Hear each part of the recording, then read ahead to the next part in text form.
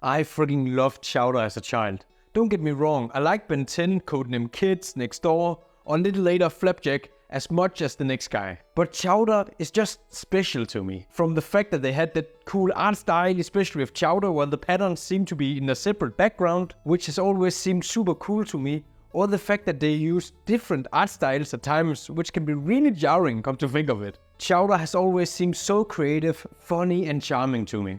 So yeah, let's talk about Chowder. By the way, it really baffles me that it's called Chowder, because I'm convinced I've heard it being called Chowder's Kitchen. But that may just be localized to the fact they live in Europe or something like that. For starters, the whole premise is amazing. Just Chowder, Schnitzel, Mung Dal, and sometimes truffles, when she's not being a menace. No, seriously. On the hero's wiki, she's described as an anti-hero, which, on one hand is kinda funny, but on the other hand, totally makes sense. But yeah, I digress. The whole series is basically just them doing silly things with tons of amazing side characters. We can't forget our homie Gazpacho. I know a lot of other people have mentioned it, but that fourth wall break with Gazpacho, I hated his name so much, is simply amazing. So why talk about Chowder?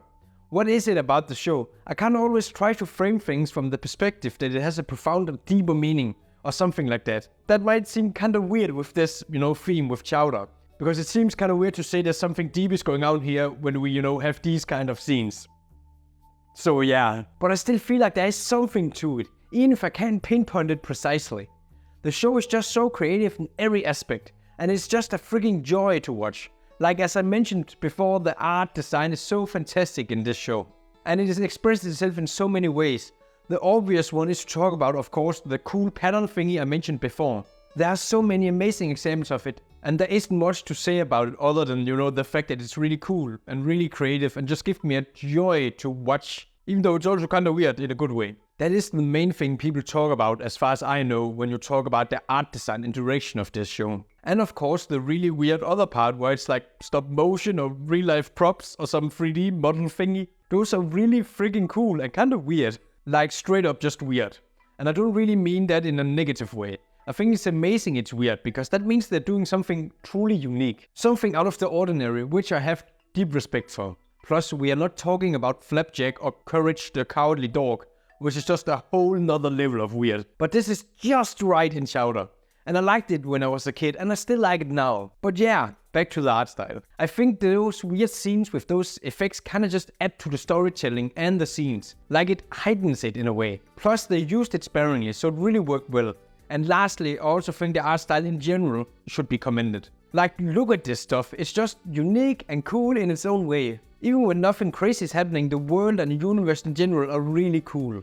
It's just so creative and full of wonder. So as you can see, it's really cool and the art direction just goes really frigging hard. In the best way possible. The premise of this series is also really simple, like deceivingly so.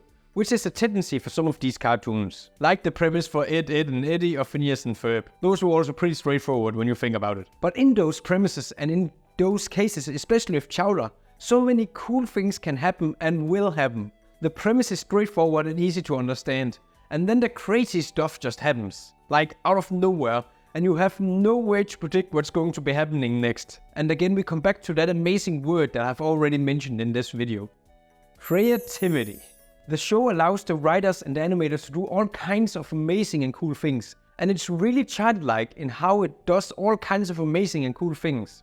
And yeah, there are tons of adult jokes too. But that's neither here nor there. And like all the amazing things they do with food in this series are really cool too. Like we got atomic berries, we got whatever this cave frog thing is, or whatever this burger exploding thing is. So yeah, this show is really cool with how it portrays food in a really creative way. And oh boy, let's get into the characters real quick. We got Chowder, we got Mung Dal, and we got my man Schnitzel.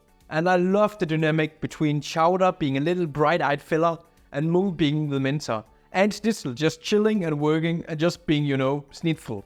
And taking some hits from time to time. Oh, and by the way, Truffles and Mung's relationship is also S tier. It's so fun to watch. And so of course I'm not going to look at you and say, whoa, these characters are really deep, you just don't understand them. But I don't think they have to be deep, I think they work perfectly, exactly how they are. These characters are a really great way to tell amazing, creative and funny stories. And that's just the main cast. All the side characters are amazing too. A favorite of mine is Chestnut. That dude is just living his best life with all the cool furniture he finds around the city for his house. Like the man is just chilling. Dingaloo, dingalay, Chestnut is what he be. Man, I'm really impressed with this show because I really liked it when I was younger. When I was young, it was like, whoa, look at that orange elephant, that's so cool. But now I really appreciate all the hilarious jokes, the wall breaks, the amazing gags, and all the amazing jokes, especially with Turtles and Moon, which I definitely wouldn't have understood when I was a child. I gotta admit, it was a little hard to put a script together for this video, because a lot of what you see is what you get with Chowder. The show kinda speaks for itself. I started out wanting to make a longer video on Chowder, and I suppose I could have done that, but I don't feel the need to dive into a specific episode and explain it, for example. Even if you haven't seen Chowder, it's pretty easy to understand the vibe of the show. So yeah, I had a little hard time at the start talking about why the show could be profound in any way, but I truly believe you can call this show profound. This childlike wonder, weirdness and creativity this show has is just amazing. And I think these reasons are why I think you can call this show profound in its own wholly unique and amazing food-themed way. It's just a joy to watch and it's really creative. And you kind of feel like a child again. Or you feel really confused at some of the weird gags that they do in the show, but that's also pretty cool. So yeah, thanks for watching and let's see what stories we can dive deep into the next time. See ya!